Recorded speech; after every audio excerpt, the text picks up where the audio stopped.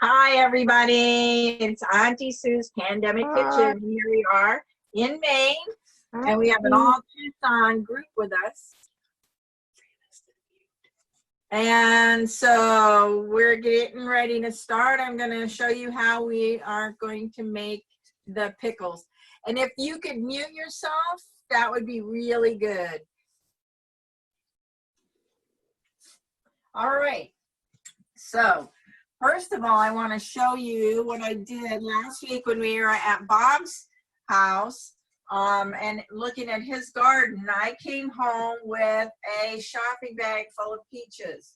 And by a shopping bag, I don't mean those brown grocery bags or the plastic grocery bags. I mean like a Macy's shopping bag. I mean, I had more peaches. And of course, with peaches, you don't have a lot of time. And the fruit flies were gathering. And so it was something. So from that bag of peaches, I made some peach wine, which is getting going here, and left with the leftovers of the peach wine making. I made some peach leather. I dehydrated, I don't know, well, we've been eating some of these, but these are my dehydrated peaches. And they are, so you can see they kind of dehydrate down. This was probably a dozen peaches when I started. And I have some more peaches in here that are frozen. And I'm going to end up dehydrating as well. So one of the things that Bob showed me was that if you freeze the tomato, you know, he cores it out and gets the seeds out, and then he freezes it. And then when he gets ready to can it, he runs it under hot tap water. So instead of going through all the blanching and cold, you know, the boiling and then cooling it in ice water, he just runs it under hot tap water, and the skins just come off like magic.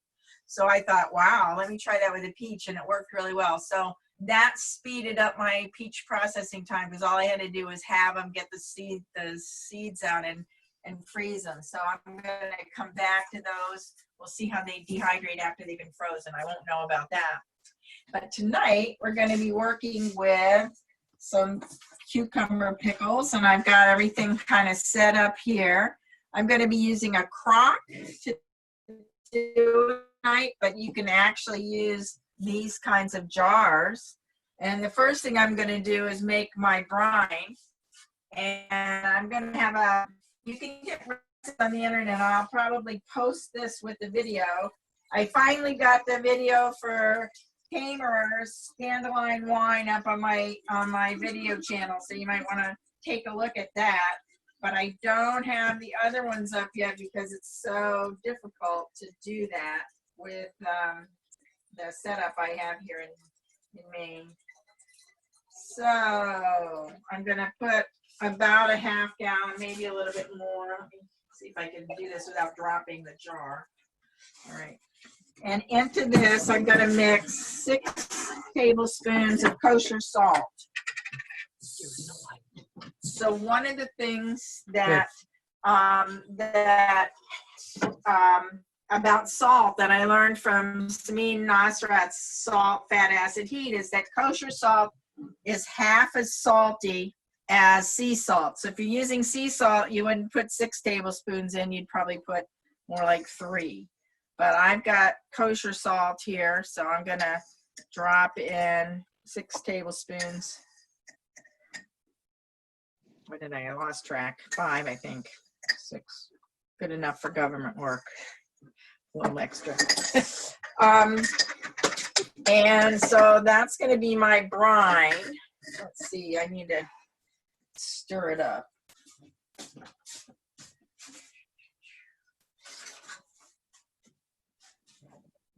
So one of the things about pickling in this way, this is a really old way of pickling. You know, they used to pay people back in the day with salt and rum.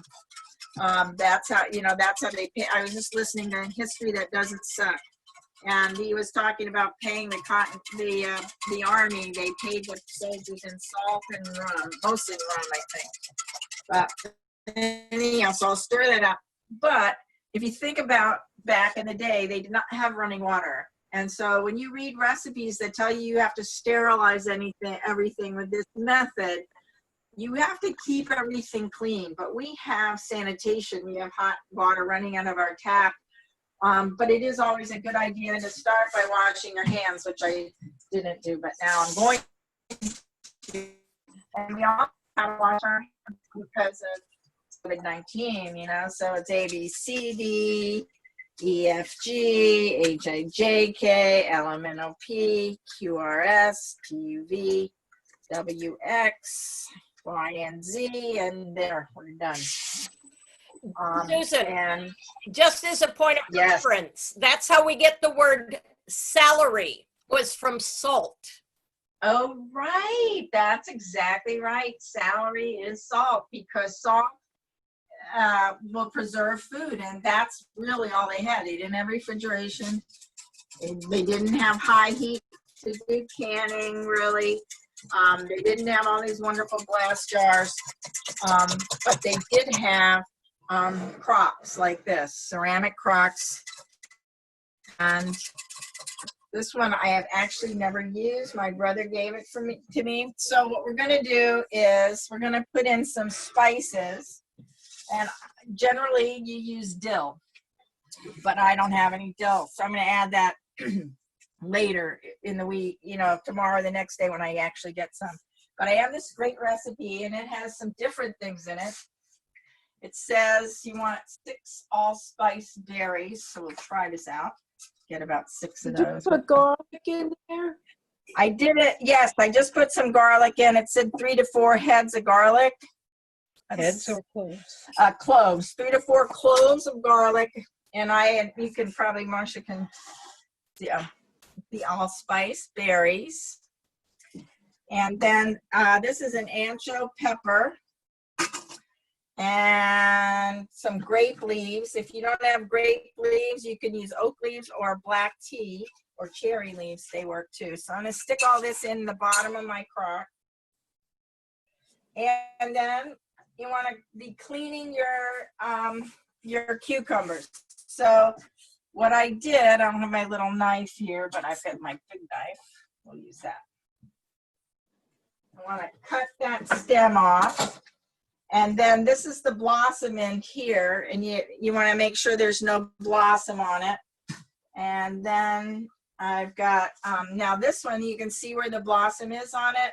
Just going to take that off. The stem's off on that one already. And this one was the other one I put in. It had a nice big blossom on it. Now here's another big blossom. Take that off. Make sure the stem is off. And the rest of them I've already cleaned. So we can just sort of put them in here. This is how easy this is. Now, one of the things you do if you haven't just fresh picked them from the garden is you put them in water and in the refrigerator. Well, my refrigerator's full and it's 60 degrees here in Maine. So I actually just stuck them outside in this dish pan, which I'm now put in here. Stuck them in the dish pan, and this is a lot, actually. So then what I'm going to do, let me just check my, yeah. All right, I've got my recipe here. Put the cucumbers in, pour the brine over. That's it. The best batch of cucumbers I ever made. Oh, we were going to put some pepper in. I forgot about that. What does it say? Yeah, it says a little bit of peppers. That was supposed to go on the bottom too. But this is not rocket science. No, very nice. Plastic. All right. Forget the peppers. I'm going to put a little bit of mustard in though, because that's another thing that this recipe had, and that's a teaspoon of mustard. This is black mustard. So you can really put anything in. Dill is the traditional. And we got mustard and coriander. Got some coriander here. And what's that? You put that too. Yeah. So anyhow, the best pickles I ever made. I was just telling my cousin tonight because she was the one, I was just leaving to go to New York, and she dropped off a bag of cucumbers like this. And I was like so annoyed because what was I going to do? I was getting ready for 3 weeks. I wasn't going to be back, and it was just about this time of year actually. And so I just put them in the refrigerator. I actually cut them into quarters. That's another thing you could do. You can cut them into quarters, the way you'd see them in a pickle jar, lengthwise. And I put them in. I had just enough to fill, I think, one of these up. And I made a brine with the salt, and I didn't have any dill then either. I still don't have any dill. So I looked at my spices, and I had fennel seeds, which looked like dill seeds. So I put them in, I put them on the counter. I had them in a jar like this. I did tighten it all so air could escape, and I left. And I came back 3 weeks later, best pickles I ever made. So I'm gonna pour the brine in. Hopefully it will cover. Let's see. You have to make enough for them. So I'm gonna put some more in here.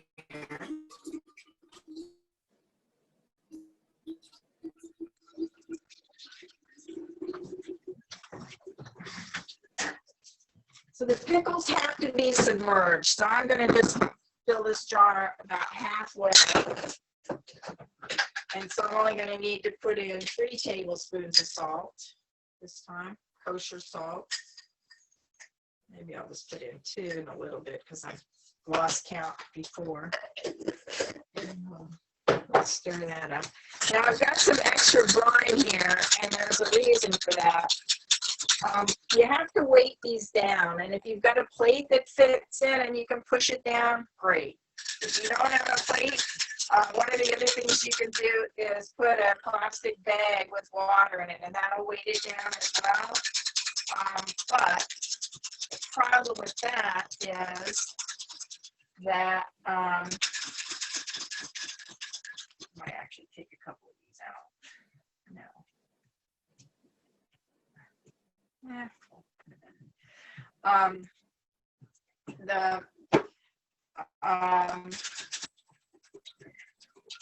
You want to keep them weighted down. Actually, I'm going to take them out.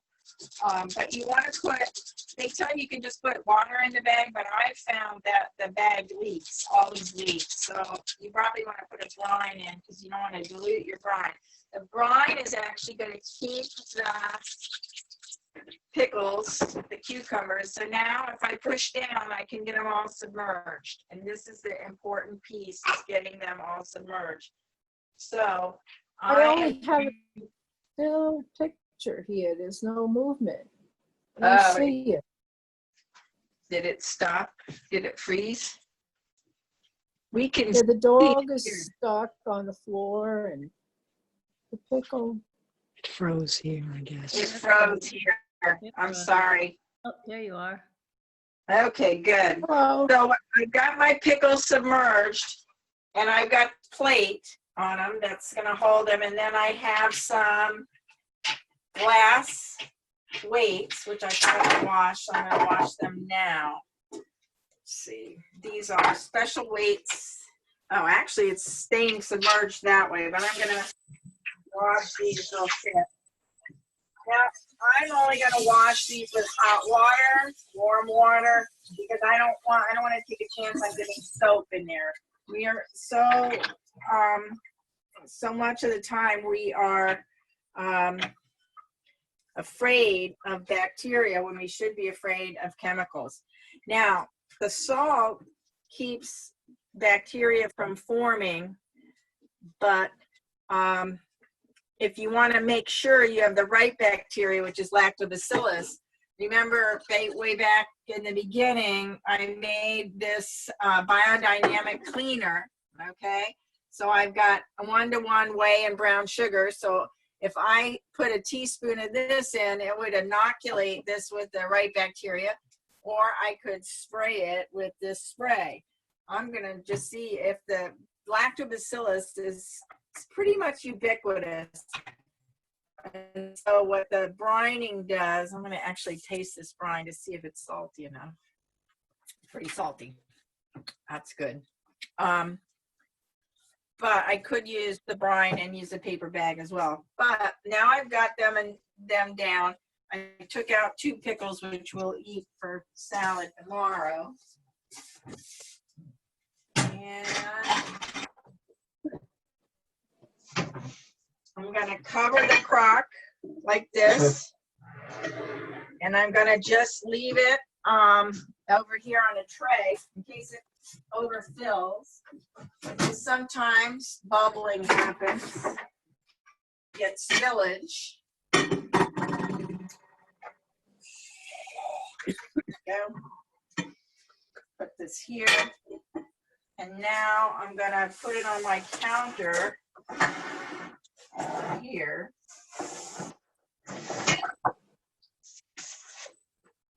Out of my way, hopefully. I just lost a lot of counter real estate though.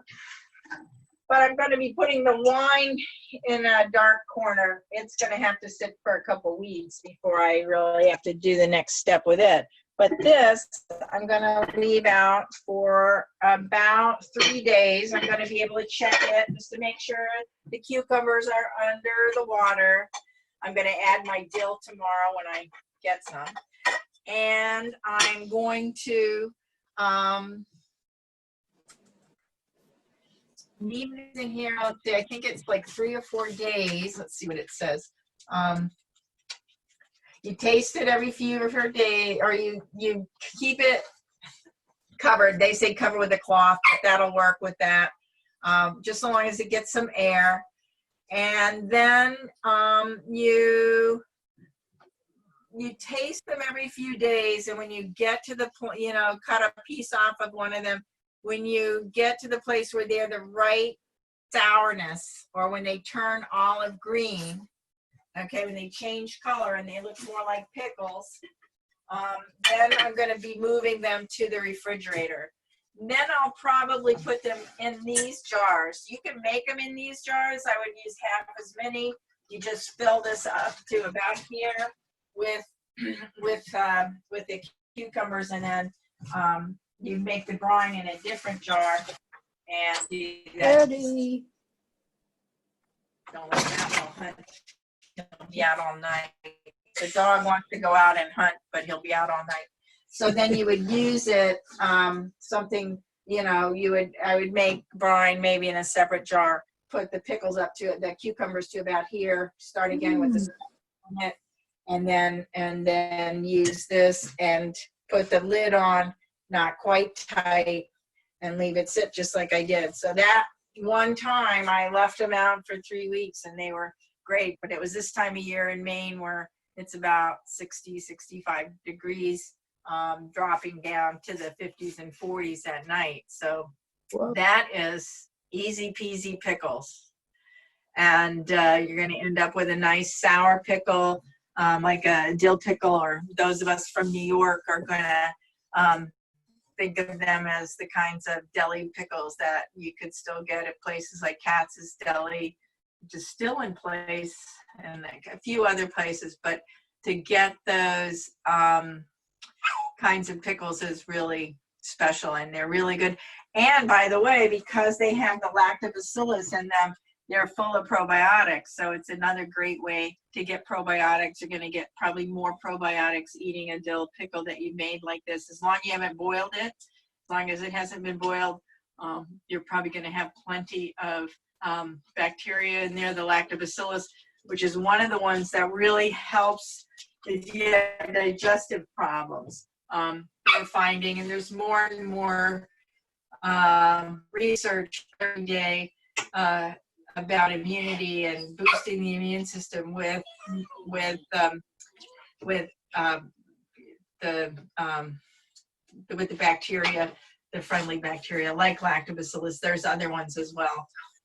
Kefir is another great one. It's got a bunch of different microorganisms in it, but we now know that the immune system really works best when it's got plenty of those microorganisms. And lactobacillus is certainly one of them. And that's going to be probably the dominant bacteria in here.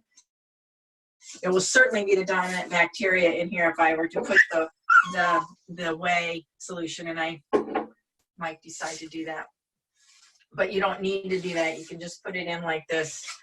And this also works with cauliflower, carrots, radishes, all kinds of hard vegetables is what you're going to find it working better with. With cabbage, you can make sauerkraut. With cabbage, you can make sauerkraut, but that's a slightly different method. And there's all kinds of wonderful YouTube videos that you can use to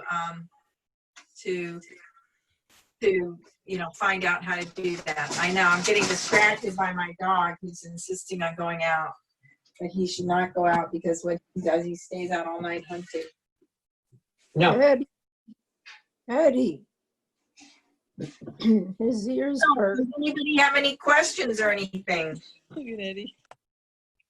Or stories of Hey, your own about here's pickles? Hand that to me now. I can write down. Another thing you can pickle, which most people throw out, is the stems from Swiss chard.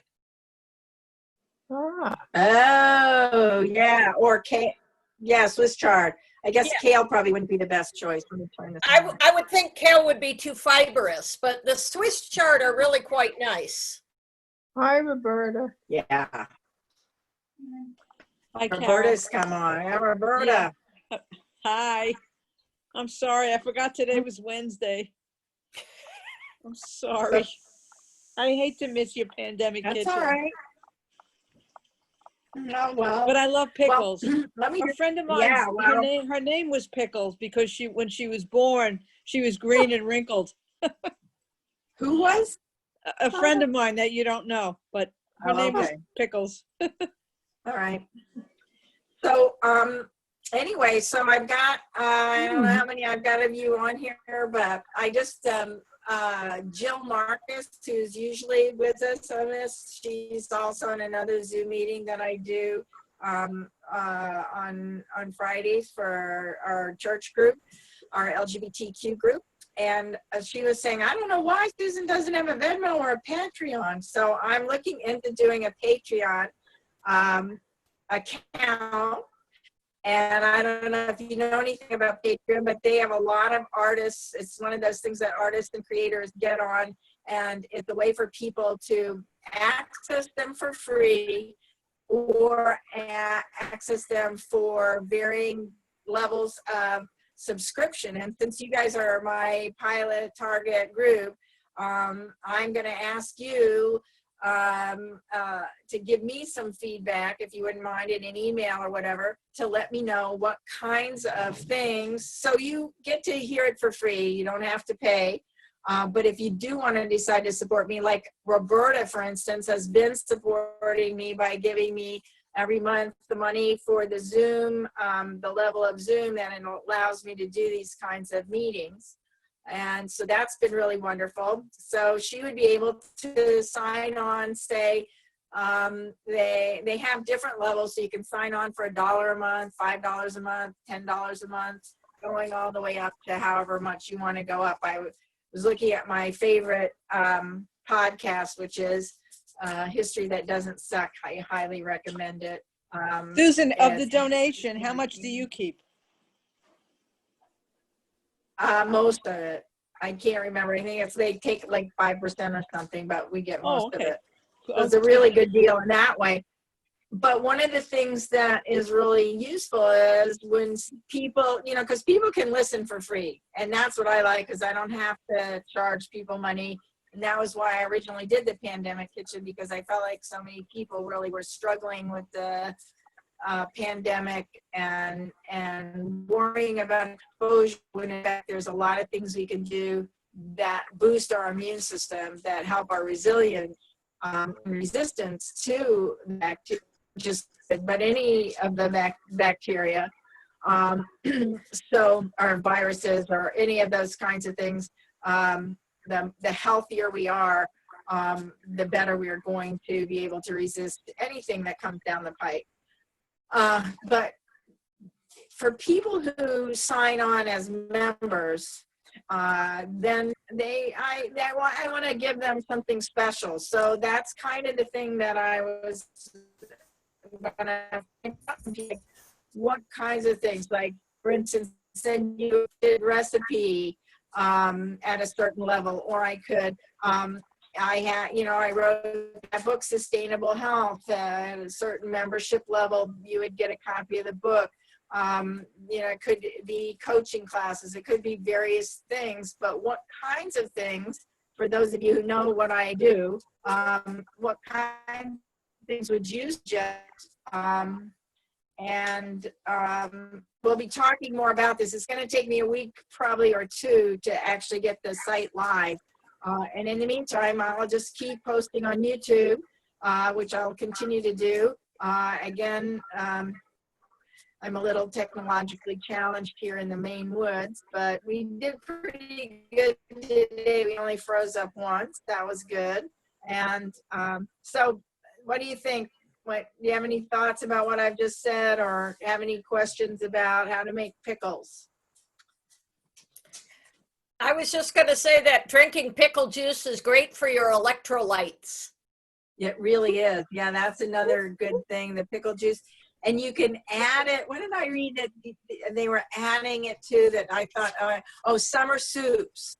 I read in one of the YouTube videos that they were from Hungary or Romania or something like that. And that's what they did with the extra pickle juice, was they added it to various summer soups that they made. So you had a nice I've seen it included also in kids' popsicles for summertime. Really? Yeah. Huh. That would be perfect for those kids on the autism. They're always trying to get kids on the autism spectrum to eat things with lactobacillus. And for me, I mean, I read so many people who know about digestion, but possibly not autism. And they keep suggesting sauerkraut. And I keep thinking, these are children with autism who would rather die than put an unfamiliar food in their mouth. Sauerkraut just doesn't seem like the best lead into that. But maybe a popsicle might work. Although they've got so much salt in them, I don't know how they would freeze. Maybe there's not as much salt after they've been brining pickles for a month. You wouldn't use it just pickle juice, but put it in with other things. Try it at different beverages and see what you like. And try it on that. Maybe put a little extra lemon in it or something. Okay, that sounds interesting. Yeah, you could put it in with a fruit juice or something like that. And maybe give it a little zing. Well, I've never put a dried pepper in my pickles before, so we'll see how that comes out. That'll be interesting. And then I could probably use the pepper in something as well. Yeah, I've used certainly chili flakes. You put chili flakes would be good too. Yeah. Yeah. There's a lot of stuff online, but you want to look for brine ferment if you're looking for it. In a search engine, you want to get something that's brine, and anything that tells you have to boil it, particularly after you pickled it, that's going to kill all the. So you want to I've got my crock here to keep an eye on it from every day, and you can also get a white.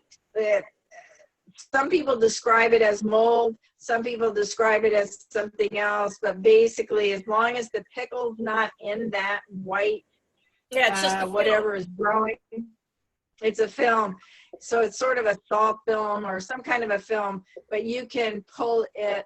You can pull it off if it disturbs you, or you can leave it on. But keep the pickles themselves out of it. If they get in it, they tend to get a little mushy, and then. Yeah, you want to. So you're going to taste these pickles for flavor. You're going to taste them also for crunchiness, because who wants a mushy pickle? And that's the other thing that happens when you boil them, is they get mushy. But you want your pickles to be nice and crunchy, or at least I want mine to be nice and crunchy and sour. And that's what this is supposed to do. Tune in next week. We'll see what they look like, and the week after that, and we'll see what we've got. Are you going to be sending them to all of us so we can all taste them at the same time? No. But you can see if you, this is the time of year when there's a bumper crop of these little cucumbers, Yeah. and you can get some. And in the Southwest, I don't know, did we have cucumbers at the farmer's market there? Were people growing them?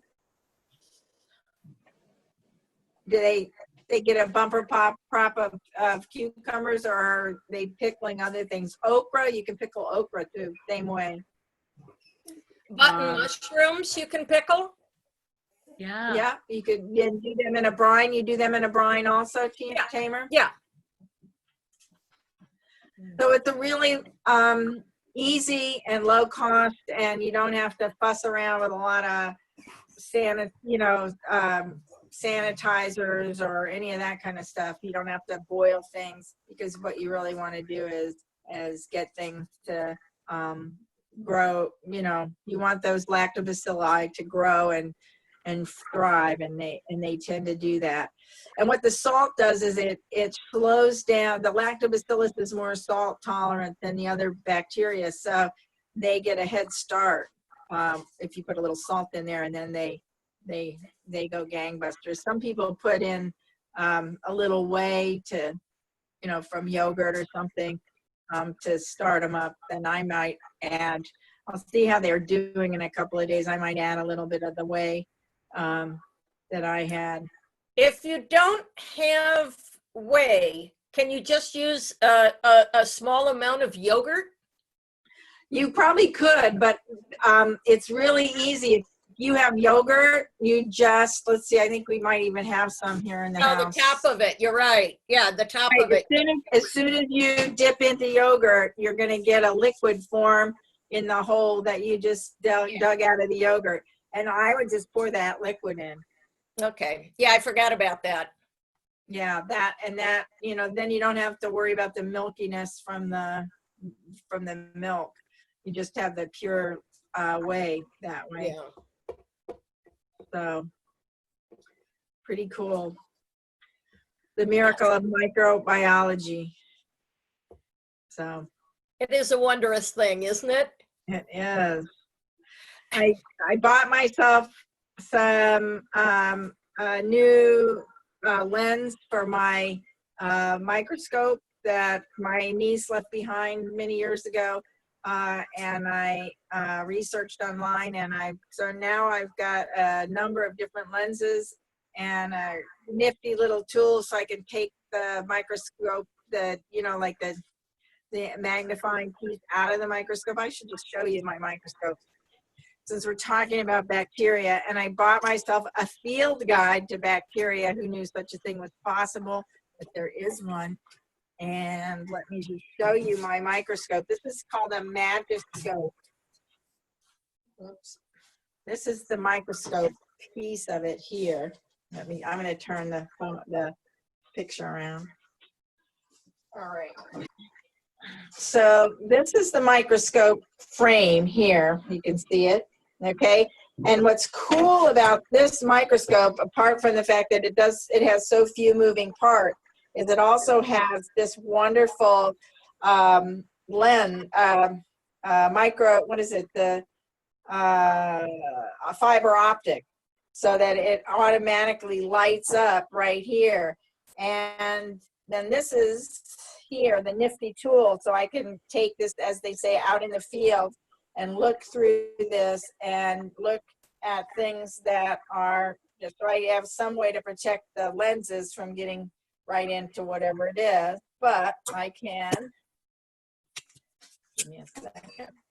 The microscope generally fits in like this. No, like this. So that's how it looks when it is fully together.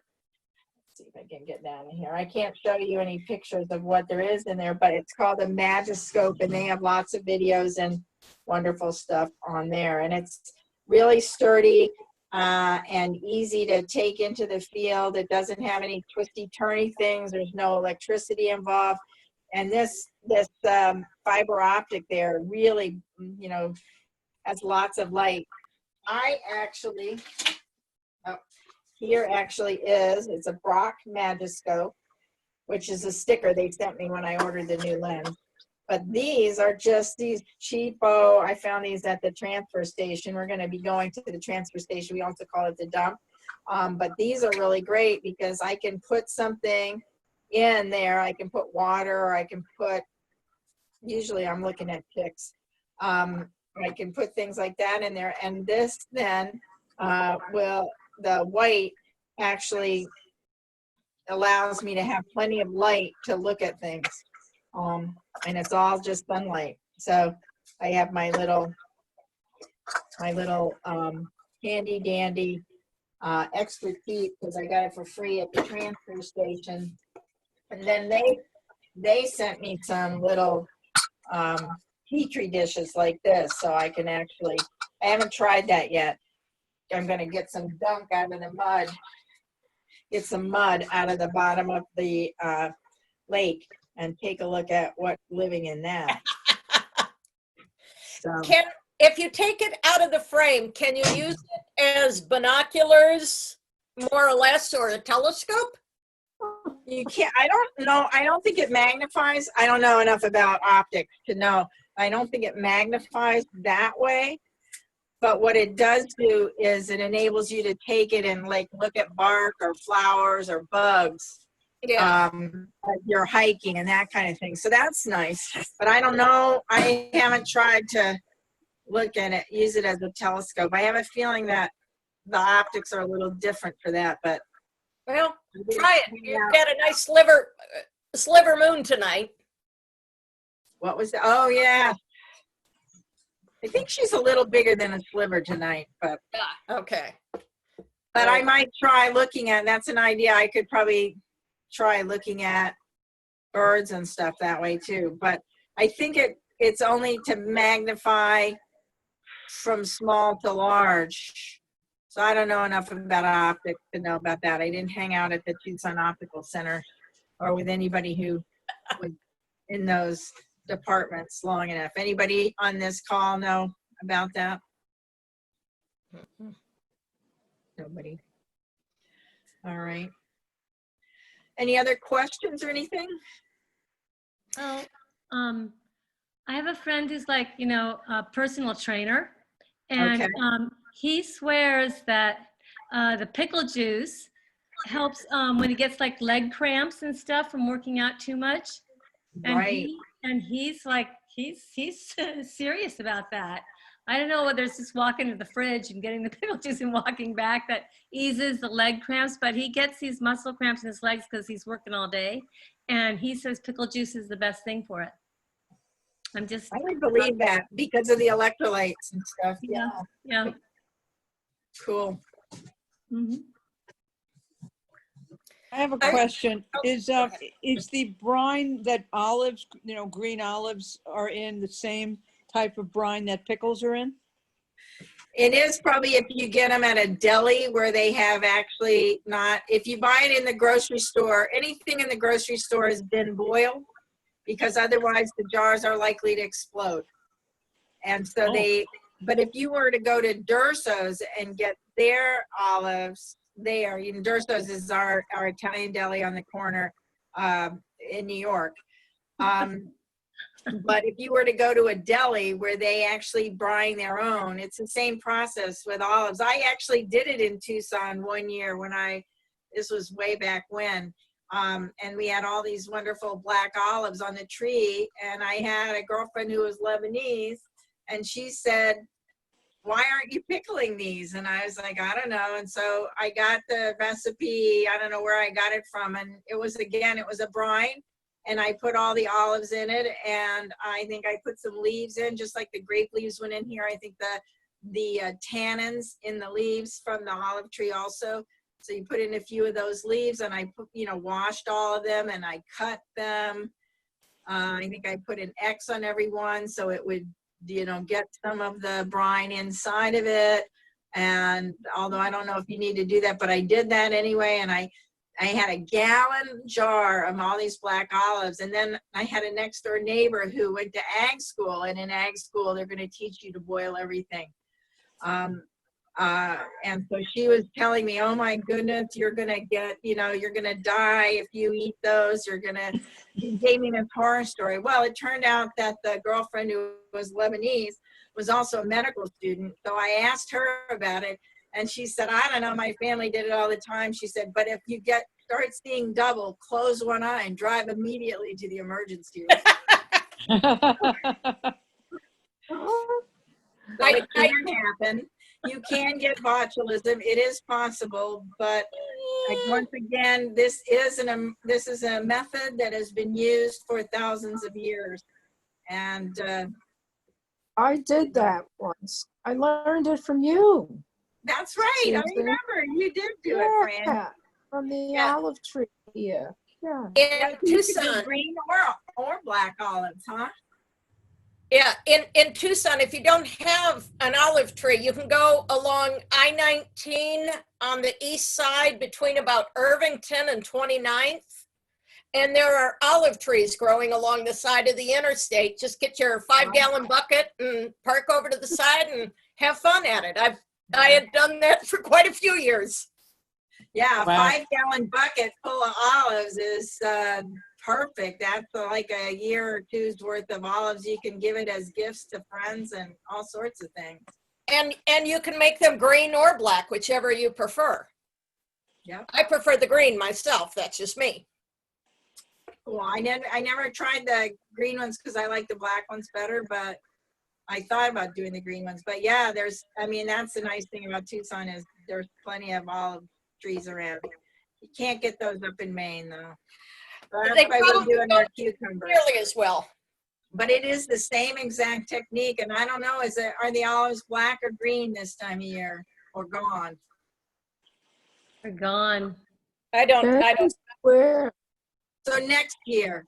Next year, yeah, they're already gone because my friend has a tree in her backyard and they're all swept at.